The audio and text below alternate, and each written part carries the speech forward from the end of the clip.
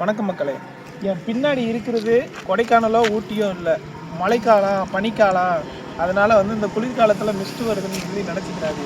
இது சிவகங்கை அரசு மருத்துவக் கல்லூரி பக்கத்தில் உள்ள கொட்டப்படும் குப்பை கழிவுகள். அதில் மர்ம நபர்கள் தீ வைத்ததுனால பனிமூட்டை மாதிரி தொடர்ந்து காணப்படுது.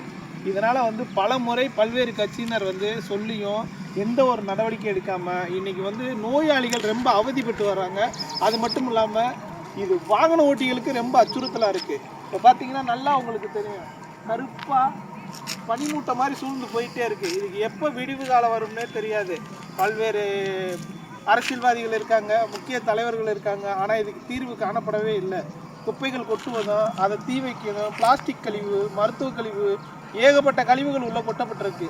கொட்டி ஃபுல்லாக லோட் பண்ணி தீயை வச்சுட்டு போயிடுறாங்க. எனக்கு என்னென்னு சுகாதாரத்தை யாருமே காப்பாற்றுறதில்ல.